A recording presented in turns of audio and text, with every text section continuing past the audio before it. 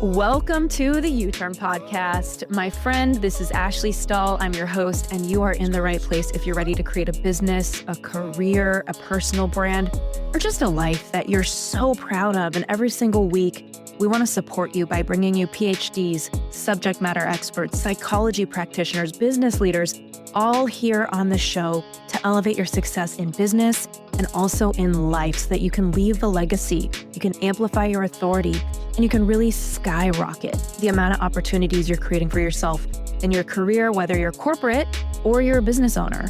And if you are new here, again, my name is Ashley Stahl. I'm an international bestselling author of the book U-Turn, Get Unstuck, Discover Your Direction, Design Your Dream Career. And most importantly, I'm the CEO and founder of Wise Whisper Agency. I'm a top 100 TEDx speaker on the internet, and I was so inspired to create Wise Whisper and help clients craft their signature talk. We've helped hundreds of clients craft their talk, and we've also helped so many of them land spots on some of the biggest stages in the world, including the TED and TEDx stage. And so I am here on a mission to help every changemaker I know impact millions. Also, before we get into this episode, shout out to our friend Andy B. Mackin, the artist that has gifted us this sick new music for the podcast. Let's get into this week's episode.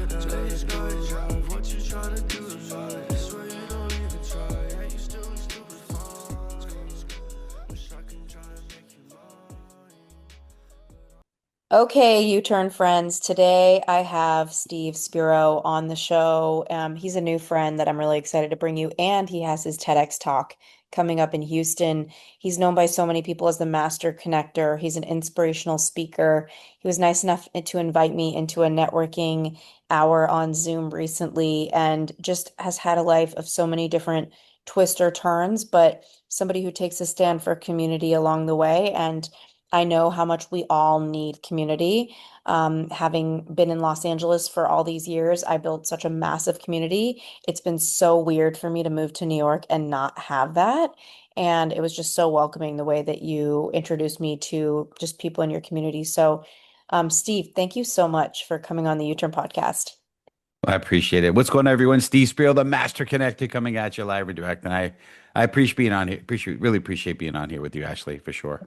It's my pleasure. I love having people like you on the show because I know where your heart is, and I think that we live in a world that is very noisy around content and podcasting and how to stand out and how to build community. And it feels like there can just be so many sound bites, and I know that you come at this from the heart. So that's Yeah. kind of where I want to begin is like what got you started in building community and taking it to the level that you have? Like what was the inspiration there?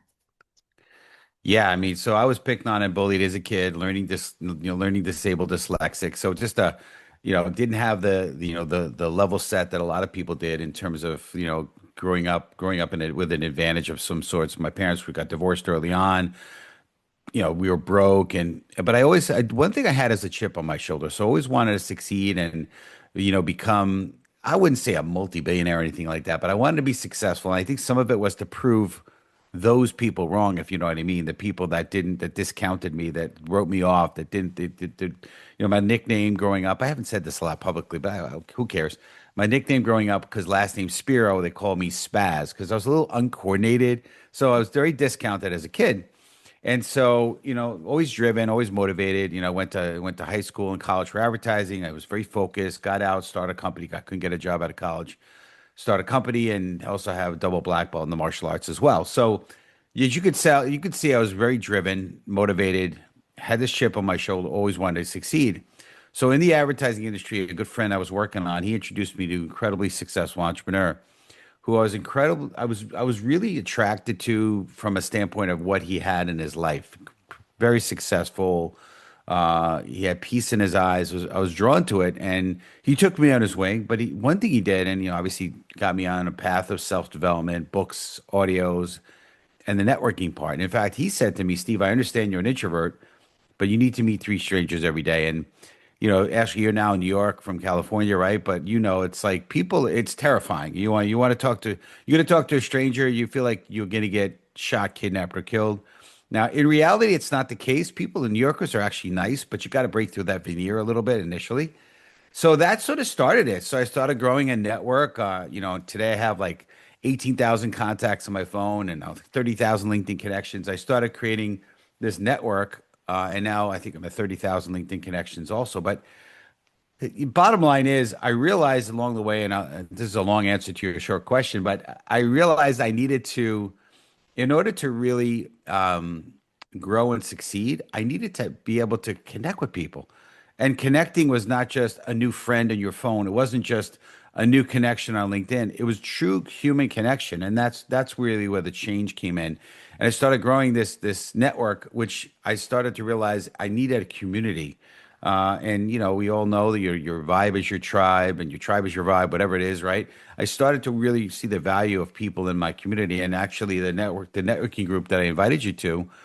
I first got started, it was in person. Then when COVID hit, we went virtual. Still haven't ever decided to go back. During that time frame, I felt the most connected that I have ever in my entire life. During the middle of thick of COVID, right? If you're from the Northeast, you know how isolating that was. But I was not feeling isolated. I was connected, incredibly supported. So I've seen the value of having a community and in your life that supports you, that you're and I've learned to always look to add value, not just to get, but to go in there and give. And the old B&I phrase, Ivan Misner said, "Givers gain," and all that stuff, right? But in reality, it's true. I know that, you kind of build your network one person at a time, and a lot of people who are listening, maybe they feel like they want to get started, make a shift in their life, and like really become that person that has community, that has amazing business contacts, friends that they can make through it, all these things. How do you recommend getting started? Because I know you have momentum, and momentum is the thing that keeps things moving. Somebody who's just like sitting in their apartment right now, listening to us talking, thinking, okay, cool, master connector, I have zero connections. Like, where do we start? Yeah, and it's funny because you look at somebody like, I don't know, let's say Jeff Bezos from Amazon, and right or wrong, whatever. He was an overnight success. No, he was like 25 years of building, losing a lot of money, right? So there's the grind phase, right? And so my recommendation is just get started, right? It doesn't happen overnight. Just get started, right? You just got to continue to build. And one of the things I did, as far as LinkedIn is concerned, I mean, I had a fairly large connections, or contacts on my phone. LinkedIn does allow you to kind of bring that over and kind of invite people from your phone to be on connection on LinkedIn. So some of that helps, but in reality, just got to start. How to eat an elephant one bite at a time. The journey of 1,000 miles starts with the first step, right? Just get started, right? There's a lot of things that a lot of thoughts out there, and I'm tend to be a conservative type by nature, being that introvert, which means that we're very pensive, we're very introspection focused. But you know what? You could do a lot of paralysis analysis, but just go, just start. Yeah, I love that. Another thing that I think about with getting started is just the logistics on it. Like one hack that I used to do for myself when I moved somewhere new is I would book a dinner reservation for four, like in a month. And I'd be like, okay, I have a month to find three people that I'm inviting. And There I'd you be go. intentional about the first person. Like I would go to meditation classes, breath work, like places that I love. And I would Yeah, make an intention to have really open energy to talk to anybody who talks to me, feel like yeah, not be on my phone. And once I talk to one person, I'd be like, you know what? I have this dinner reservation on January 20th, and it's with a couple other like founders like us. Like, do you want to come? And they're yeah. always like, yeah. And then once you have that first one, it's like you're filling up your dinner table. And It's a really good point. yeah, it's like Yeah, a pun intended. It's all momentum. But yeah, that's how I made new friends. I lived in Paris for 4 years and on and off and in yeah. Florida and now I'm in New York and it can be really hard to break through. I want to talk to you a little bit about the way you communicate with people, like how to have a conversation. Sure. It's crazy because some people it's so natural, and I know there's people listening and it's just not. Like Yeah. maybe more introverted and it feels weird. Like I would love to just circle around with you on how do you suggest somebody starts to like really form that kind of bond in a conversation? Well, I want to kind of backtrack a tiny bit to what you were saying, which it sounds like what you might have been looking for, and I appreciate what you said as far as how you started to break that barrier of getting out there. So, and I'll get to the other part of the question, but the first thing I've done, I continue to do, is live life on purpose. So if you want to be around people like, okay, especially if you're in New York, right? You want to avoid the crowds. That's where we were programmed. When I started this podcast, it seemed like I had to figure everything out on my own: the scripts, the setup, the filming schedule, logos. It got really overwhelming, and every day kind of seemed to introduce this new decision that I needed to answer. So that's kind of how it goes, right? When you're starting something new, it seems like your to-do list kind of grows every day with new tasks, and that list can easily begin to overrun your life. So finding the right tool that not only helps you out, but simplifies everything can be such a game changer. And for so many millions of businesses, that tool is Shopify. Shopify is the commerce platform behind millions of businesses around the world and 10% of all e-commerce in the US, from household names like Mattel and Gymshark to brands just getting started. Shopify really helps you build a beautiful online store to match your brand's style. You can accelerate your content creation. Shopify is packed with very helpful AI tools that write product descriptions, page headlines, and even enhance your product photography so you can get the word out, kind of like you have a marketing team behind you. So you can easily create emails, social media campaigns, whatever your customers are scrolling or strolling. And best yet, Shopify is your e-commerce expert with world-class expertise in everything from managing inventory to international shipping to processing returns and beyond. So if you're ready to sell, you ready for Shopify. So turn your big business idea into with Shopify on your side. Sign up for your $1 per month trial and start selling today at shopify.com/uturn. Go to Shopify, shopify.com/YOUTURN, shopify.com/uturn. But I joined the gym, and when I joined the gym, guess what? They said, "Here's the schedule of the busiest times." Thinking that, you don't want to come at this time. No, I want to go at the busiest times because that's where the people are, right? And I'll get on lines at the supermarket or at the Starbucks. I'll go on the longer lines. Why? Because there's people there to talk to, right? So do things on purpose, right? I know if you're a New Yorker specifically, you're probably not at gas stations a lot, but I'll go to the busiest ones, okay? I don't care. Like it's not even, so just get around people. Now, if you're out and about, and again, this is tough, especially if you're from the Northeast, but in general, some people have a tough time with this. And if you're an introvert like me, could be terrifying. But I have a four-step formula to meeting strangers. And when I say meeting strangers, people might think I mean, oh, I said hello and I got a name. No, we're talking about exchanging contact information. That's what I mean by, and I don't mean we went on Instagram and we connected. I don't mean that. I mean like phone numbers, like real cell phone numbers, okay? Like I know that the 20-something generation, that's their version of connecting. You go and friend them on Instagram or whatnot. No, this is real connection, in my opinion. So here it is. You ready? So first is the icebreaker. Like I might, hey, that's a nice piece of jewelry there. What is that? Tell me about that, or whatever. Like that might be awkward, but you could come up with anything, any icebreaker, right? Like if I see a guy that looks like me, I'm like, how long you been part of the club? They're like, what do you mean? I mean this. Oh, okay, yeah, start a conversation, right?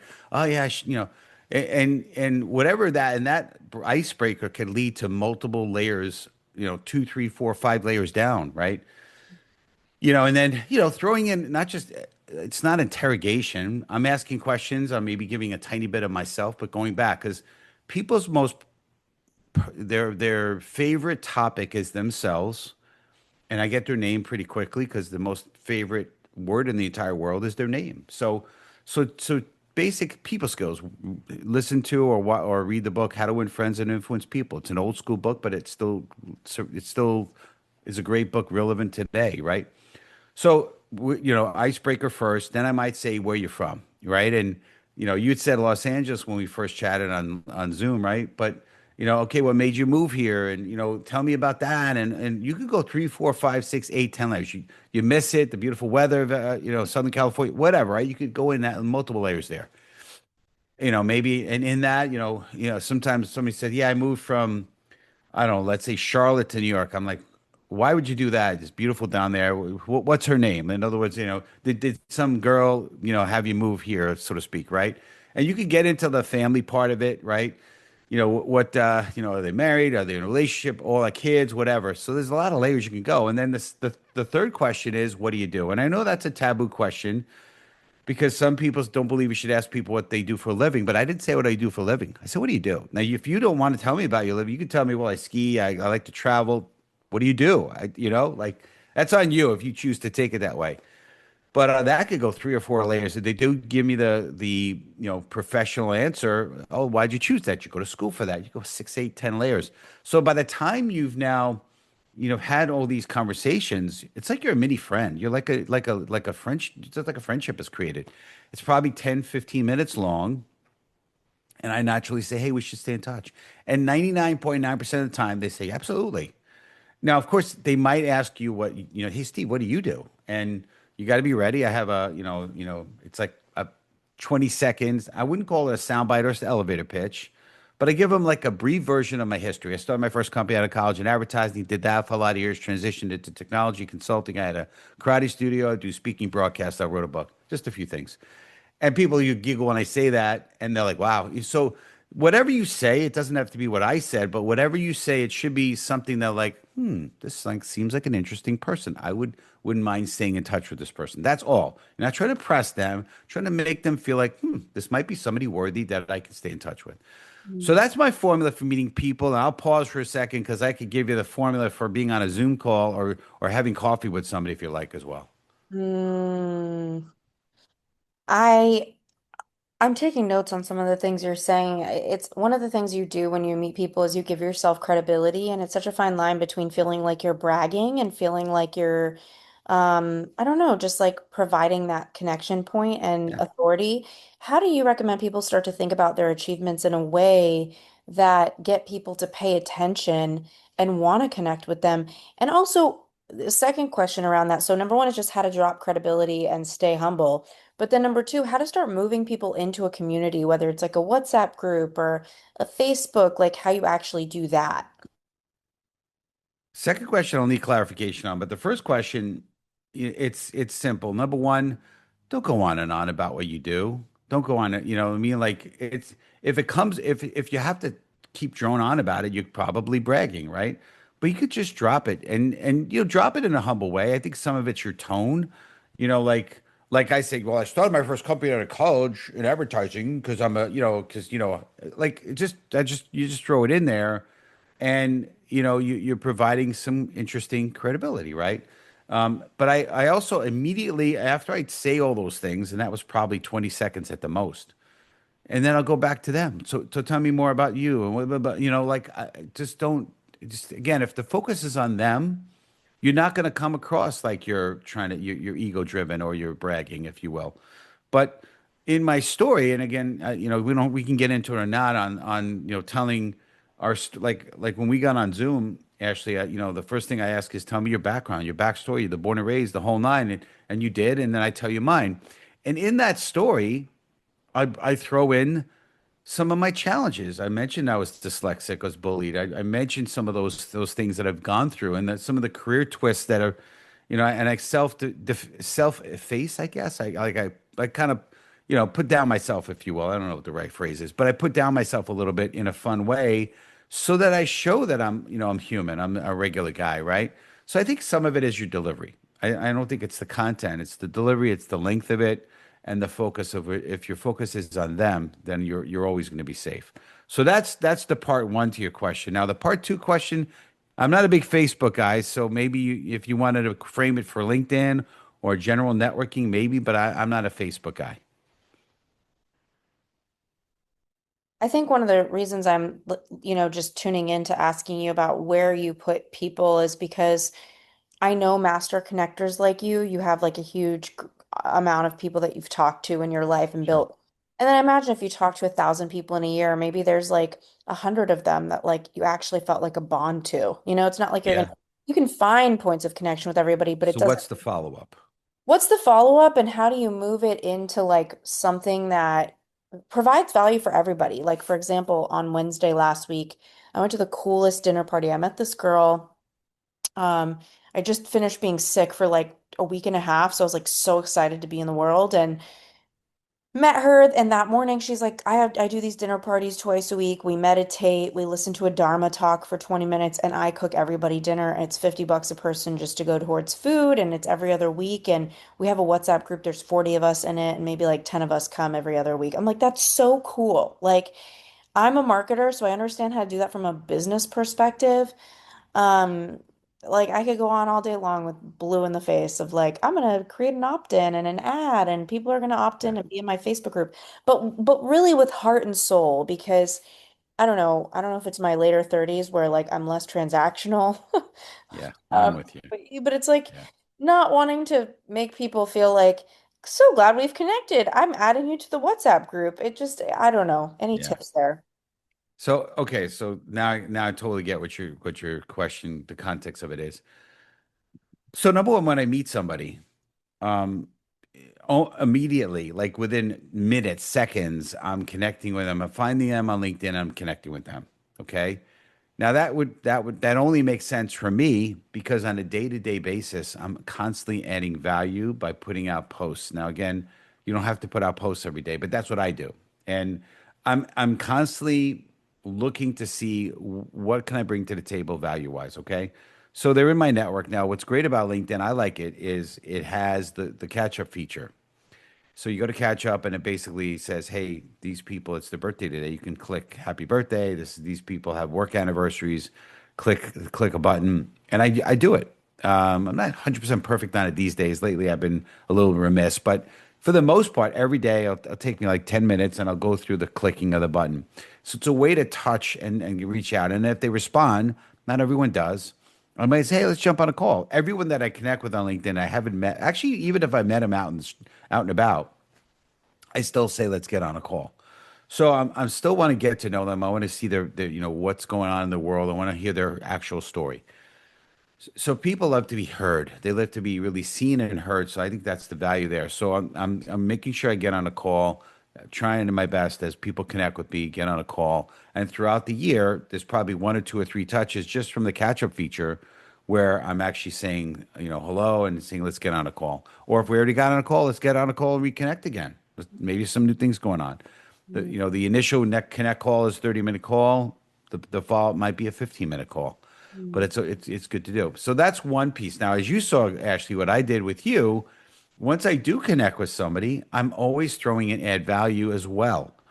So one of the things I did is I said, because I liked you, I said, I don't know if you took me up, but I don't think you did, but you still can.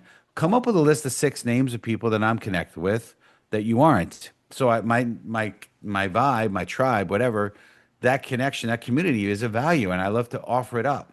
Mm. So I'll say that, right? That's one thing I also offer people to go and watch my show. I have a weekly broadcast. It's a Master Connector show, Wednesdays at 1 o'clock Eastern Standard Time, 30-minute show. I'm like, well, you should come watch the show. Now, sometimes I might invite them as a guest on the show if I feel like there's a good connection there. But at minimum, come watch the show. And I have people that watch my show on a weekly basis, and that's another way to kind of stay in relevance, if you will. Then the last thing, or not necessarily the last thing, but the third thing I do, which I did with you, which I know you were sick, and maybe I'll reinvite you, but I have Yeah. a networking group Yeah. that, like you said, you started by mentioning that, and I invite people to it.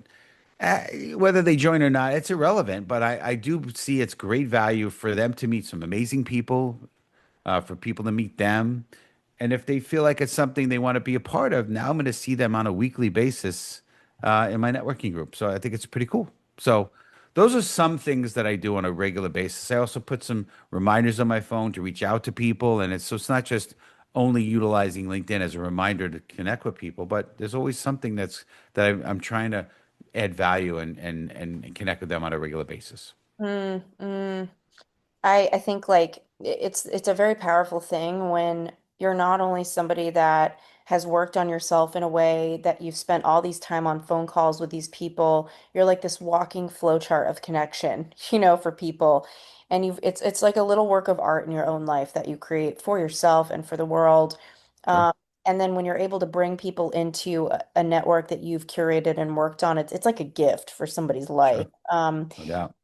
I worked really hard on that in LA. I'm getting started again here in New York. Actually, tonight is my first invitation to like a girls' dinner out where I know one Nice. girl and there's five others. I'm not looking for anything work related. I just want to have friends. Like, I have Yeah. some friends in the city, but they're much busier. My friends in LA, like, they're much more weekly. Like, hey, let's go get coffee on Mondays, or I don't have that here. And so, Mhm. it feels so good, and it's such a gift that my one friend is giving me, saying, "Hey, come to my birthday dinner. There's six other people." And being able to quantum, move my life in some way just because I Mhm. get to be around these people. She worked hard.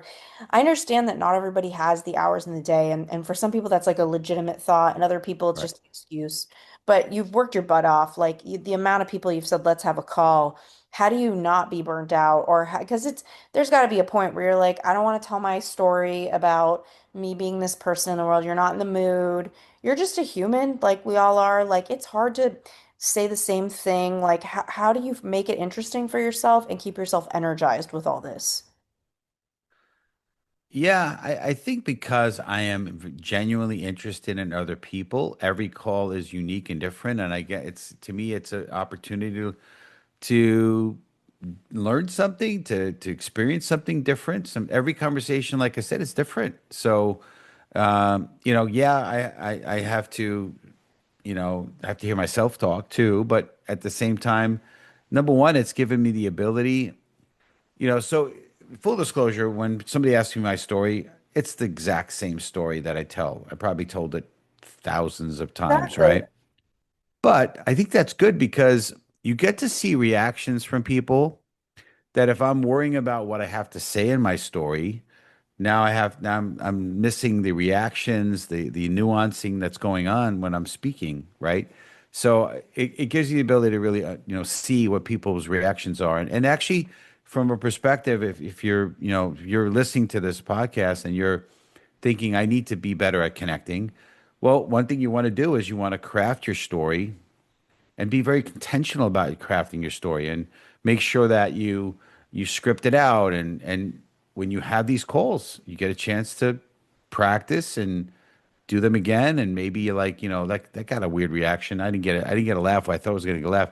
Maybe I need to say something and you can get to it's like the movie Groundhog Day, or I don't know, maybe it's 365 dates. I forget what the name of that other movie is, but the same idea where you basically get, you experience the same thing, but you get to tweak it and make it better each time through the reactions, right? So I think it's an important part of that. And so do I after and listen, as an introvert, that means people drain me. Okay, it's like after you're around a bunch of people, you're drained. That's an introvert, right? Yeah. So, but that's okay. I get through it, and then I get a chance to just completely zone out and do nothing, and that's okay. Mm-hmm. I I think sometimes it's like, yeah, I think about my own personal story, and it's like worked in national security till I was 25, got my first TED Talk, it changed my life. I'm like, oh my God, my speak, I'm so bored of myself. So sometimes my story kind of goes off the rails when people ask me like, who are you? I'm like, I'm so bored of my story. I got to make something new. I'm like, I don't know. I grew up in Agora Hills. Like I start telling off the beaten path stuff that's like not really getting me anywhere, but um yeah, I think energy management is one of the biggest things I wonder about Yeah, people who are super connected because at a certain point you just want to go to bed and be with your best friend and like watch TV and order a weird DoorDash and like eat your yep. Chinese food and pretend nothing exists. And I just wonder how you maintain your energy until you get to that point, or how you prevent yourself from bottoming out because building my business with how we've scaled and grown and helped so many people with their speaking careers,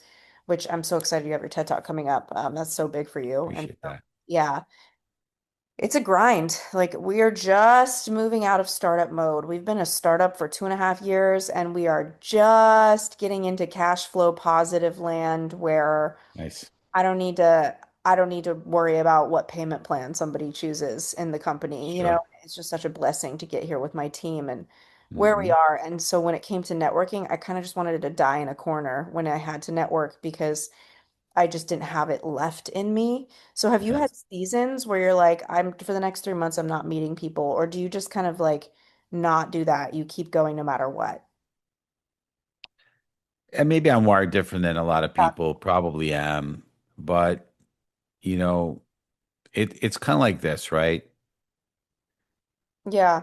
Do we have to think about brushing our teeth every day? No.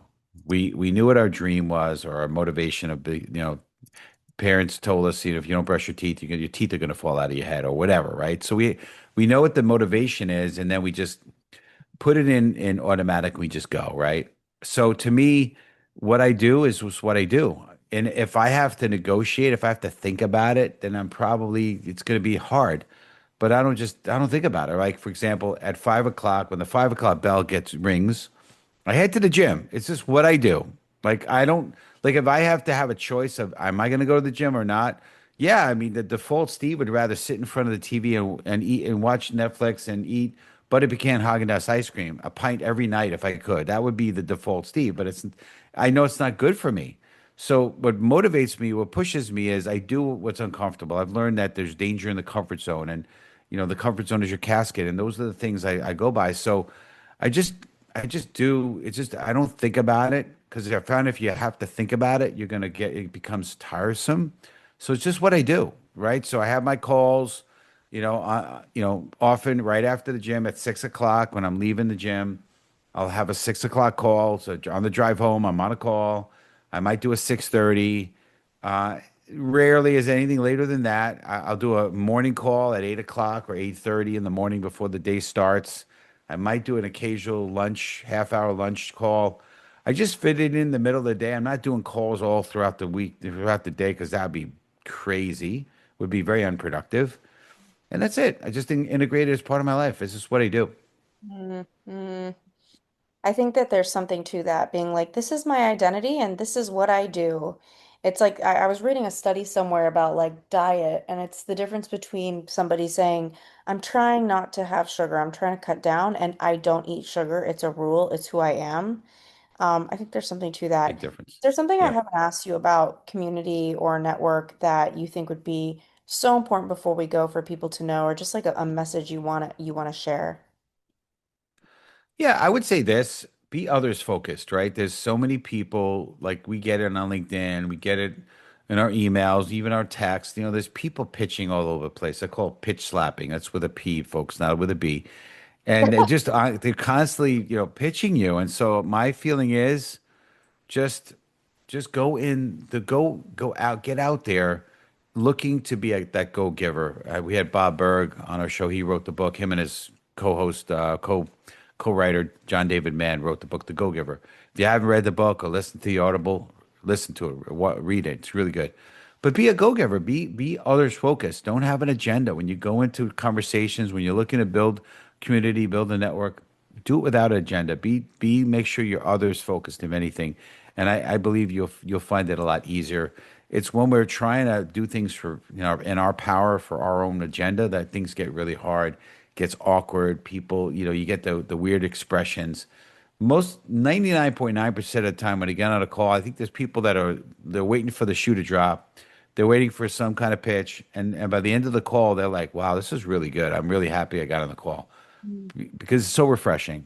Yeah. Just go out there, be others focused.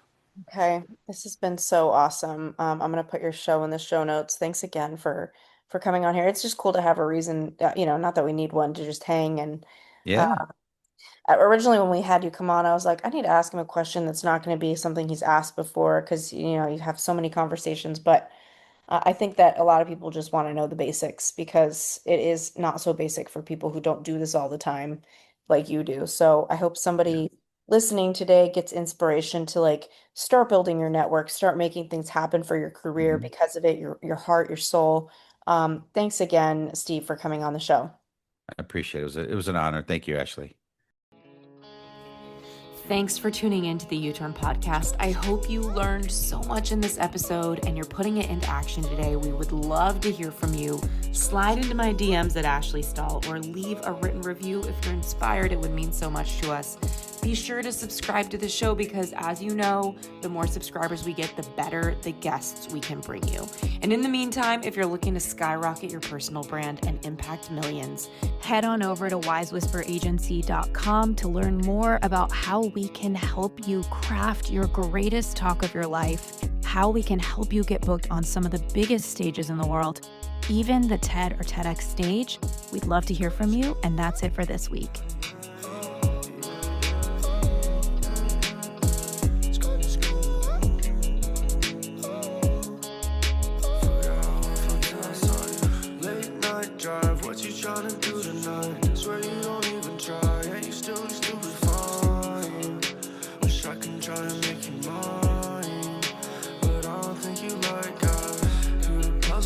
Trying to solve, always think you know it. I've been thinking about you up against that wall.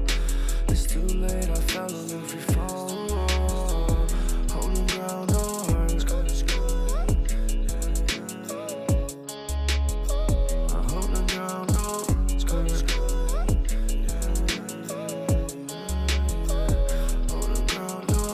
Late night drive, what you trying to do tonight? I swear you don't even try. Yeah, you still I can try and make you mine, but I don't think you like guys. I don't think you like guys. I don't think I should try. I guess it's time to give up, but I